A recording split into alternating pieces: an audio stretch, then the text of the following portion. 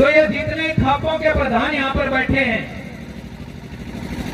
इन सब से भी मेरा अनुरोध है कि मजबूत संगठन बनाओ जो किसानों की आवाज प्रशासन के सामने रखे और हर चीज की जब ब्यौरा उनके पास हो और प्रशासन उनके साथ हर बात को साझा करे कि अगर किसी को कनेक्शन मिला है तो किसको मिला है और नहीं मिला तो क्यों नहीं मिला, उसका कारण भी वो इनको बताए। इसलिए लड़ाई को लड़ने के लिए जिस तरीके से खटका टोल प्लाजा के ऊपर आपने सेवा का मौका दिया कुछ लोगों को जो आपकी आवाज बुलंद करते रहे, प्रशासन से भी और किसान संयुक्त मोर्चा से भी लगातार 1 साल तक जो इस आवाज बुलंद की, क्योंकि वहां पर कुछ चुनिंदा लोगों को आपने जिम्मेवारी दी थी। इसी तरीके से जो है जिम्मेदारी, जब तक एक संगठन नहीं बनेगा तब तक जो है आवाज नहीं उठाई जा सकती। दूसरी बात, अभी सरवा साहब जो अपने जो खाप के प्रधान, इन्होंने एक बात रखी थी कि हम स्कूल खुद भी चलाते हैं। संगठन या एक गांव जबरदस्ती करके स्कूल नहीं खुलवा सकता, ये हमें भी पता है। आप हमारा मान रखने के लिए खोल भी दोगे एक दिन के लिए, लेकिन आपके ऊपर प्रशासन की तलवार लटकती रहेगी, ये हमें भी पता है। परंतु अभिभावक, उन बच्चों के मां बाप, वो इस आवाज को बुलंद कर सकते हैं सब मिल करके कि 2 साल से लगातार जो हमारे बच्चों की पढ़ाई का जो नुकसान हो रहा है, आगे उसकी भरपाई कौन करेगा।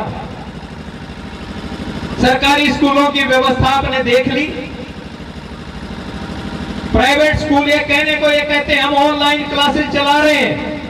भाई इतने से मोबाइल के ऊपर उस बच्चे को खुद नहीं पता वो के पढ़ने लग रहा है, के सुनने लग रहा है, उसका कोई फायदा नहीं है। ये सिर्फ ऑनलाइन क्लास एक ढकोसला है, ये सिर्फ जो आपका मुंह बंद करने के लिए सरकार इस तरीके के काम करती है। इसलिए इसके लिए जरूरी है आप सब ने मिलकर के आवाज उठानी कि भाई स्कूल खुलवाए जाएं। तुम 2 शिफ्ट लगाओ, आधे बच्चे दोपहर से पहले बुलाओ, आधे दोपहर के बाद बुलाओ। आधे बच्चों को एक दिन बुलाओ, आधे को दूसरे दिन बुलाओ। कोई प्रक्रिया तो अपनाओ इसको चलाने की। इतना कह देने से काम नहीं चलता कि स्कूल बंद कर दिया इतनी तारीख तक। पिछली साल का रिजल्ट आपने देख दिया, सारे बच्चे पास कर दिए। जब एडमिशन करवाने की बात आई तो उन बच्चों को कहीं जगह नहीं मिली, क्योंकि सरकार ने कई बच्चे तो ऐसे हुए जिसको 100 में से 103 नंबर आ रहे हैं भाई। तो उन बच्चों की पढ़ाई क्या होगी, आगे क्या उनका भविष्य होगा। आगे जब कंपटीशन के टेस्ट आएंगे तो बच्चे कहीं पर नहीं खड़े हो पाएंगे। तो हमारे बच्चों का जो भविष्य बर्बाद हो रहा है उसके लिए आवाज उठानी जरूरी है। अब एक और मुद्दा कई दिन से जो है मेरे पास आ रहा था बार बार कि भाई किसान आंदोलन के साथ साथ जो जाट आरक्षण का आंदोलन जो चला था उसमें कुछ गड़बड़ियां हुई हैं।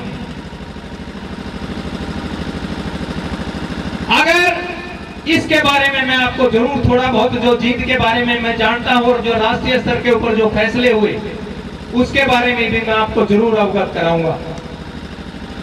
फरवरी 2016 के अंदर जो है जाट आरक्षण आंदोलन की मांग उठी थी पूरे हरियाणा के अंदर,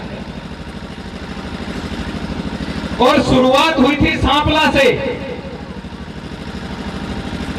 और शुरुआत करी थी सबसे पहले खापों ने।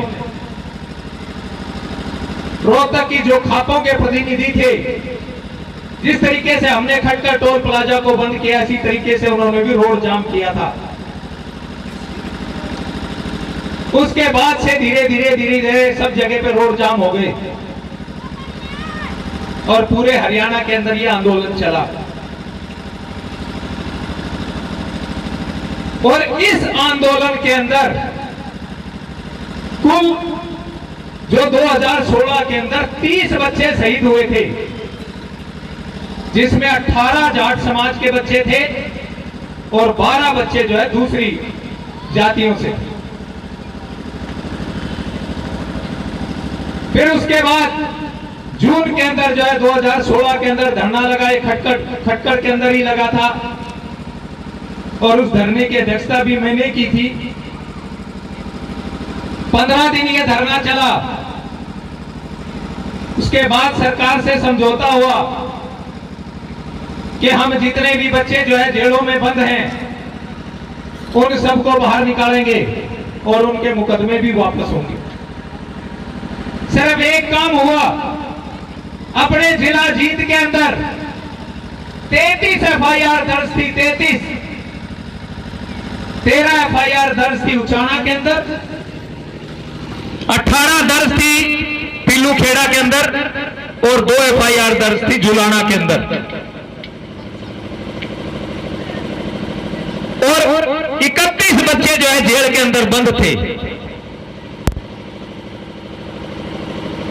सिर्फ फरवरी जो जून 2016 के अंदर जो धरने लगे उसका फायदा यह है कि इन सारे बच्चों की जमानत हो गई थी और ये बच्चे सारे बाहर आ गए।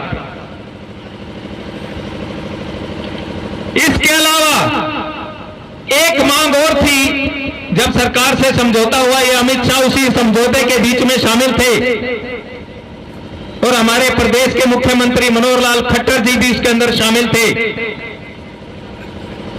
उन्होंने ये कहा था कि जो घायल हैं, जो सीरियस घायल और जो ये मरने वाले जितने शहीद हुए 18, इन सबको मुआवजा मिलेगा और इनके परिवार से एक एक व्यक्ति को नौकरी भी मिलेगी। आज मैं ये बात आपको स्पष्ट कर देता हूं, बहुत सी भ्रांतियां चल रही हैं इसके बीच में। 18 बच्चे जाट समाज के, हर एक बच्चे को सरकार की तरफ से तो मुआवजा मिला ही मिला, लेकिन आप सबको याद होगा नांदल खाप का जो चौतरा है रोहतक के अंदर, वहां पर सभी खापें गई थे, खापों के प्रधानों को भी पता है। पूरे जाट समाज ने जो वहां पर चंदा, गांव गांव ने जाकर के वहां पर चंदा दिया था। 18 के 18 बच्चों को, हर बच्चे को लगभग 1 करोड़ रुपए का मुआवजा दिया हुआ है। आप, मेरे पास उनकी लिस्ट है, अगर चाहो तो आप उनके घर से जाकर के पड़ताल कर सकते हो। और हर परिवार के जो है एक बच्चे को नौकरी भी मिली हुई है। 2 को नौकरी नहीं मिली थी, उनको जो है नौकरी मिली 2017 में जाकर के, क्योंकि उनमें से क्वालिफाइड नहीं थे बच्चे उसके परिवार के। जब उन बच्चों ने +2 किया उसके बाद जो है उनको नौकरियां मिली। ये तो बात है सरकार की तरफ से जो हुआ, परंतु जो मुकदमे वापसी का जो मुद्दा था वो आज भी ज्यों का त्यों पड़ा है। सिर्फ 2-3 मुकदमे जो है हमारे जींद के, जो उचाना जुलाना के अंदर, अपने नरवाना के अंदर थे, इन बच्चों के ऊपर जो 13 FIR उचाना के अंदर जो दर्ज थी वो 3 नरवाना के अंदर थी और 10 जींद के अंदर थी। वो 3 जो नरवाना वाली FIR थी, सिर्फ वो जो है वो खारिज हुई है। सरकार ने अपनी तरफ से चिट्ठियां भेजी थी DC के पास कि भाई ये मुकदमे वापसी करवाने की प्रक्रिया शुरू करो, परंतु उसी के बीच में एक अनुपम गुप्ता भिवानी के, उन्होंने एक रिट लगा दी कि जाट आंदोलन के अंदर इतनी जान और माल का नुकसान हुआ है, आप इनके मुकदमे कैसे वापस ले सकते हो। तो उसके ऊपर स्टे लगा दिया हाई कोर्ट ने, परंतु हरियाणा सरकार ने उसके बाद कोई पैरवी नहीं की उन चीजों की।